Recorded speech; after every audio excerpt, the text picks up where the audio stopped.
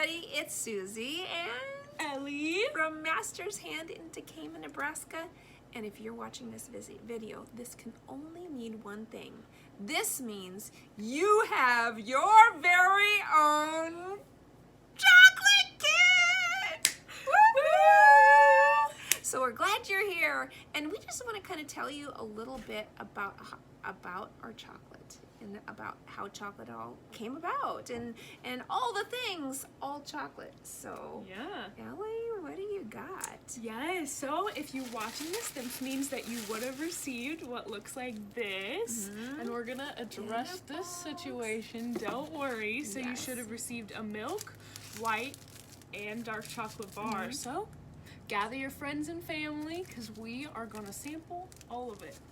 Yes. So this is video number 1 of the 3 video series, and this video is gonna talk about the whole chocolate process, where chocolate comes from, how it's made, everything, chocolate history, All things all of chocolate. it.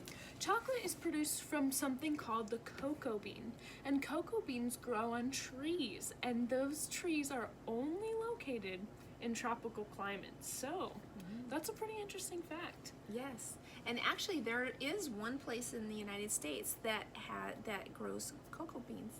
So One state. yes, one state. And so if at the end of this, if you can email us, and there'll be a link there or where you can email us where you think your guess is that in the United States where they're grown. Interesting. Keep that in mind. So yeah, only one state in the U.S. and cocoa pods grow on trees, like I said, and when they're ripe, they become a red-orange color, and that's how you know that they're ready to be harvested. And one fun fact is that you can also scratch that red-orange skin off, and if it's green underneath, then you know that it's really ripe and ready. So that's the outer skin. And so what comes after that is they do this process that's called cracking and winnowing. Once you get the pod, you crack it open, and that's where all the cocoa beans are. So you crack it open, and that's also the cocoa butter. So they take all of the beans out and they let it dry for at least 2 weeks, and that's what makes the cocoa bean that we can actually use and access. That's right, Ellie. And after the drying process, they roast them between 5 and 35 minutes. Yeah, and that's usually at 250 to 325 degrees Fahrenheit. That's actually different than coffee beans, which are roasted from about 400 to 460 degrees Fahrenheit for only 10 to 15 minutes. Hey, Ellie, it's okay to bean a little different. Good one. A little bean humor. So, Ellie, why is it important to roast the cocoa beans? Yeah, so roasting the cocoa bean actually helps with the winnowing process. So it helps separate the husk and the bean. Makes sense. It also sterilizes the cocoa bean because of the heat, and it adds to the flavor and aroma of the cocoa bean.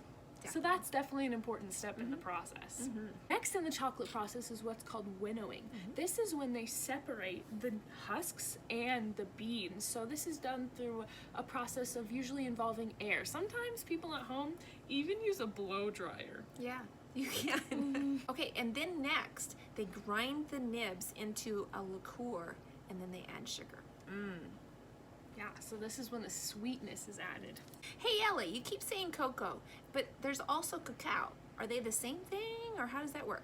Actually, it's funny you asked. So, the Spanish word for cocoa is cacao, and the English actually confused the two and thought they were 2 separate things. So now we take cacao to mean that it's already been heated and chopped into nibs and gone through the whole chocolate process, when they're actually the same word.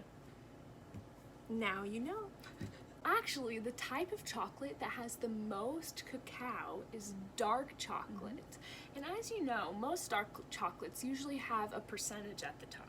Like, what's our dark chocolate percentage? Our dark chocolate percentage is 72%. So tell us what that means. Yeah, so that actually means that our dark chocolate contains 70% cocoa and 30% sugar. So dark chocolate can be anywhere from 60 to 100% cocoa. That depends on the sweetness and cocoa level. So dark chocolate is actually my favorite. I'm pretty fond of dark chocolate. So get out your dark chocolate bar because we're gonna sample it. It's gonna look just like this. It's gonna be the darkest one. Yes, so pull it out. Now, Ellie, everybody always talks about dark chocolate having lots of antioxidants. What actually are antioxidants? I'm so glad you asked. So, antioxidants are substances that help prevent free radicals. Now, free radicals are not just people that broke loose from jail or something like that. Free radicals are actually harmful substances that comes from our cells. So sometimes our cells don't know how to produce something like food that you eat or air that you breathe. So it creates what's called free radicals. But antioxidants help get rid of those free radicals. So dark chocolate is actually pretty healthy. It's actually like a health food. In moderation. So be sure to pull out your dark chocolate, and now we're gonna show you how to sample it. Okay, now we're down to the fun part, sampling your chocolate. So what you're gonna need is you're gonna need a cutting board. You're gonna need a clean knife, and you're gonna need your chocolate, of course. And so depending on how many people are gonna be in your tasting with you, that's, you know, pretty much how many people you wanna cut it into. But for our purposes, and really to be able to sample it well, you're not gonna want a big piece. You know, a piece about like this is about right. Okay, this is very exciting. Awesome. So this is the fun part about, wait. Don't, okay. All right, so don't just gobble your chocolate. This is like very special. This is gourmet chocolate. So what you're going to do is you're gonna take it and you're gonna put, go ahead. You're gonna take it, you're gonna put it in your mouth. Just let it set. Remember guys, just let it set on your tongue. Don't gobble it up. You know, some people just like yummy chocolate, but no, you're gonna just let it set on your mouth, or set on your tongue, and just gently let it melt. What you're gonna do is you're gonna take it to the roof of your mouth and you're gonna go kind of rub it back and forth with your tongue. Is it melting? Is it like really smooth? Because when we're looking for a really good chocolate, we're looking for a very smooth chocolate. Do you feel the flavors? See, in our bodies, we have taste buds all throughout our mouth. And so, are you tasting that chocolate all throughout? Is it like a giant flavor explosion in your mouth? Yes. Okay, perfect. Yeah. All right, so now you can swallow it. Was it pretty awesome? That was dark chocolate. Amazing. Now, I am not I know Ellie's a dark chocolate lover.